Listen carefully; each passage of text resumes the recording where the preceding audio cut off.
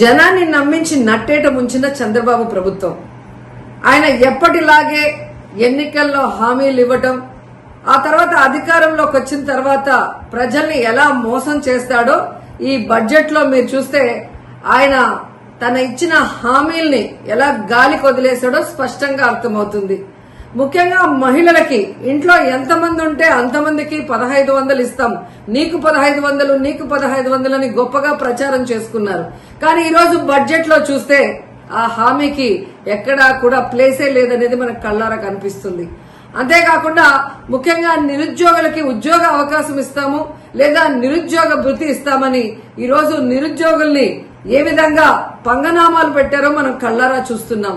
And ఈ రోజు మీరు చూస్తే ఉచిత బస్సు ప్రయాణాన్ని అందరికీ కూడా మహిళలకు ఇస్తామని చెప్పి ఆ ఊసే బడ్జెట్ లో లేకపోవడం అనేది దురదృష్టకరం. ఇక ముఖ్యంగా చదువుకున్న పిల్లలు వాళ్ళకి ఇచ్చే తల్లికి వందనం సో ప్రతి సంవత్సరం 12,400 కోట్లకు పైగా అవుతుంది. అంటే 2 సంవత్సరాలకి కలిపి 25,000 కోట్లు ఈ రోజు బడ్జెట్ లో కేటాయించాల్సి ఉంటే కేవలం 9,400 కోట్లు మాత్రమే కేటాయించారు.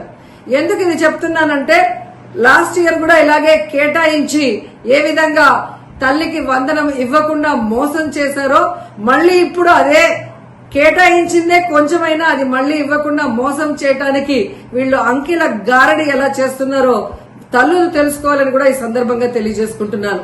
ఇక ముఖ్యంగా అన్నదాత సుఖీభవ, అన్నం పెట్టే అన్నదాతని ఎలా ఈ ప్రభుత్వం మోసం చేస్తుందో మనం వాళ్ళ అధికారంలోకి వచ్చిన రోజు నుంచి కళ్ళారా చూస్తున్నాం. ఈ రోజు వాళ్ళకి 10,400 కోట్లకు పైగా కేటాయించాల్సి ఉంటే కేవలం 6,300 కోట్లు మాత్రమే కేటాయించారు. 2 సంవత్సరాలకి కలిపి 21,000 కోట్లు ఇవ్వాలి అన్నదాతలకి. కానీ ఇప్పటి వరకు ఒక పైసా కూడా ఇవ్వకుండా వారి నడ్డి ఎలా విరిచారో మనం కళ్ళారా చూస్తున్నాం. ఇక మీరు చూస్తే డ్వాక్రా మహిళలకి ఈ బడ్జెట్ ఎలా టోక్రా ఇచ్చిందో అందరూ కూడా చూసి ఏడుస్తున్నారు. ఎందుకంటే హామీలు ఇచ్చినప్పుడు 10 లక్షల వరకు సున్నా వడ్డీ రుణాలు ఇస్తామని చెప్పిన ఈ కూటమి ప్రభుత్వం ఈ రోజు ఆ హామీని బడ్జెట్ లో పెట్టకపోవడం చూస్తే ఇక మనకి ఇచ్చినట్టే అని డ్వాక్రా మహిళలు ఏడుస్తున్నారు. ఎందుకంటే ప్రతి కుటుంబంలో ఒక మహిళ డ్వాక్రా గ్రూప్ లో ఉంటుంది. తాను పొదుపు చేసుకున్న డబ్బుతో ఈ రోజు తన కుటుంబ అవసరాలను తీర్చుకునే వాళ్ళని ఎలా ఈ చంద్రబాబు నాయుడు మోసం చేశాడో ప్రతి ఒక్కరు కూడా గమనిస్తూ వచ్చారు. అండ్ ముఖ్యంగా ఈ రోజు మీరు చూస్తే పయ్యావుల కేశవ్ గారు మన ఆర్థిక మంత్రి, ఒక రాష్ట్ర బడ్జెట్ అంటే రాష్ట్ర ప్రగతికి మూలం. అలాంటి బడ్జెట్ ని ఏ విధంగా పాజిటివ్ నోట్ తో ఇంట్రడ్యూస్ చేయాల్సింది పోయి ఒక నెగటివ్ నోట్ తో ఆయన ఇంట్రడ్యూస్ చేయడం చూస్తుంటే ఈ రాష్ట్ర ప్రభుత్వం కూటమి ప్రభుత్వం ఏ విధంగా ప్రతికూల ధోరణితో ముందుకు వెళ్తుందో మనం అర్థం చేసుకోవాలి. ఎందుకంటే ఆర్థిక మంత్రి తన ప్రసంగంలో నీతి ఆయోగ్ చెప్పినట్టు రాష్ట్ర రుణ పరిమితి 0గా మారింది అన్నారు. మరి అదే మంత్రి ముగుస్తున్న ఆర్థిక సంవత్సరానికి 1,00,000 కోట్ల అప్పులు చేశాము, ప్రస్తుత ప్రవేశపెట్టిన ఈ బడ్జెట్ అంచనాల మేరకు ఇంకా 75,000 పైచిలుకు కోట్ల రూపాయల్ని అప్పులు చేయబోతున్నామని ఎలా ధైర్యంగా చెప్పారో ఆయన ఈ రాష్ట్ర ప్రజలకు చెప్పాల్సిన అవసరం ఉందని కూడా ఈ సందర్భంగా తెలియజేసుకుంటున్నాను. ముఖ్యంగా మన రాష్ట్రంని ఈరోజు మీరు చూస్తే హిరోషిమా నాగసాకితో రాష్ట్రాన్ని పోలిస్తే ఎవరైనా పెట్టుబడులు ఈ రాష్ట్రానికి వస్తారా? ఈ రాష్ట్రాన్ని బాగు చేయాలనుకుంటున్నారా, సర్వనాశనం చేయాలనుకుంటున్నారా అనేది ఆయన చెప్పాల్సిన అవసరం ఉంది. ఎందుకంటే ఈ రోజు పయ్యావుల కేశవ్ గారు చంద్రబాబు నాయుడు గారిని ఇంప్రెస్ చేయడానికి భజన చేయడానికే సమయం అంతా కూడా వెచ్చిస్తున్నారు తప్ప తను పెట్టే బడ్జెట్ ఈ రాష్ట్రానికి రాష్ట్ర ప్రజలకి ఉపయోగపడే విధంగా పెట్టాలి అన్న దాని మీద ఆయనకి కాన్సన్ట్రేషన్ లేదు అనేది మనం ఆ బడ్జెట్ ప్రసంగం చూస్తేనే అర్థమవుతుంది. వాళ్ళ అధికారంలోకి వచ్చి 9 సంవత్సరాలు అవుతున్నా ఇంకా జగన్మోహన్ రెడ్డి గారి మీద దుమ్మెత్తి పోయటం, అబద్దాలు చెప్పడం తప్ప మేము అధికారంలోకి వచ్చాక ఏం చెప్పాం, ఏం చేస్తున్నాం, దానికి ఎంత బడ్జెట్ కేటాయించాము అని చెప్పకపోవడం సిగ్గు చేయటని కూడా ఈ సందర్భంగా తెలియజేసుకుంటున్నాను. ఎందుకంటే చంద్రబాబు నాయుడు ముఖ్యమంత్రి గారు దిగిపోయే నాటికి, జగన్మోహన్ రెడ్డి గారు ముఖ్యమంత్రిగా ప్రమాణ స్వీకారం చేసే నాటికి రాష్ట్రం ఖజానాలో 100 కోట్లే ఉంది. కానీ ఏ రోజు జగనన్న నెగటివ్ గా మాట్లాడలేదు. మేము చేయలేము, రాష్ట్రం అప్పుల్లో ఉందని చేతులెత్తేయలేదు. చక్కగా రాష్ట్రాన్ని పరిపాలించాడు, సంపదని సృష్టించాడు. తనిచ్చిన ప్రతి వాగ్దానాన్ని 99% ని ఏ విధంగా అమలు చేశారో ఈ రాష్ట్ర ప్రజలందరూ కూడా గమనించారు.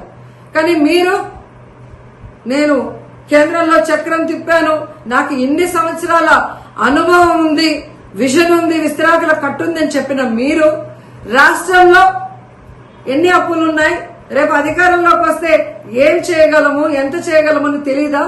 తెలియకుండానే మీరు హామీలు ఇచ్చారా? అంటే ప్రజల్ని మోసం చేయడానికి ఎంత దూరమైనా వెళ్తారా?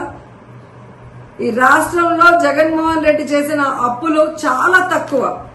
చేసిన ప్రతి దానికి కూడా ఈరోజు వైట్ పేపర్ లో క్లియర్ గా రాసి చూపిస్తున్నాం. అన్ని కూడా మీకు కళ్ళ ముందే కనిపిస్తుంది. కానీ మీరు చేసిన అప్పులకి లెక్క లేదు, పక్కా లేదు. ఇచ్చిన హామీల్ని గాలికి వదిలేస్తారు. అండ్ సిగ్గు లేకుండా ఈరోజు జగన్మోహన్ రెడ్డి గారు తెచ్చిన వాటిని మేం తెచ్చామని గొప్పగా చెప్పుకుంటున్నారు. ఈ ప్రసంగంలో మీరు చూస్తే పోలవరానికి 12,157 కోట్లు సాధించామని గొప్పగా చెప్పుకుంటున్నారు. ఇదే ఆర్థిక మంత్రి పయ్యావుల కేశవ్ గారిని అడుగుతున్నాను, మీరు అపోజిషన్ ఎమ్మెల్యేగా ఉన్నప్పుడు, జగనన్న ముఖ్యమంత్రిగా ఉన్నప్పుడు కేంద్ర ప్రభుత్వాన్ని ఒప్పించి ఈ నిధుల్ని జగనన్న గాదా తీసుకొచ్చింది? 2023-24 బడ్జెట్ సంవత్సరంలోనే అధికారిక ఆమోదం పొందింది. అప్పుడు అసెంబ్లీలో అపోజిషన్ ఎమ్మెల్యేగా ఉన్న మీకు తెలీదా? ఎలా సిగ్గు లేకుండా అది మేం తెచ్చుకున్నాము అని మీ క్రెడిట్ గా చెప్పుకుంటున్నారో నాకైతే అర్థం కావట్లేదు. కనీసం దాన్ని సక్రమంగా ఉపయోగించి ఆ పోలవరాన్ని తొందరగా పూర్తి చేయండి అని కూడా మిమ్మల్ని కోరుకుంటున్నాను. అండ్ ముఖ్యంగా అమరావతి సెల్ఫ్ ప్రాజెక్ట్ గా నిరూపించుకున్నదని చెబుతూనే ప్రపంచ బ్యాంకు, ఆసియా డెవలప్మెంట్ బ్యాంకు నుంచి మేము అప్పులు తీసుకొస్తామని ప్రకటించడం ఏంటో, దీన్ని సెల్ఫ్ ప్రాజెక్ట్ గా ఎలా చెప్పగలరు? ఈ రాష్ట్ర సాయం అవసరం లేదంటూనే రాష్ట్ర బడ్జెట్ లో దాదాపుగా 6,000 కోట్లని కేటాయించారు. ఈరోజు మీరు ప్రవేశపెట్టిన దాంట్లోనే మనం చూస్తే, అంటే ఎవరిని మోసం చేయాలని కేంద్ర ప్రభుత్వం కట్టాల్సిన అమరావతిని ఈరోజు అప్పులు చేసి కట్టడం ఎందుకు? ఈ రాష్ట్ర ప్రజల్ని ముంచేయడం ఎందుకు? ఈ రాష్ట్రాన్ని నాశనం చేయడం ఎందుకు నేను ప్రశ్నిస్తున్నాను.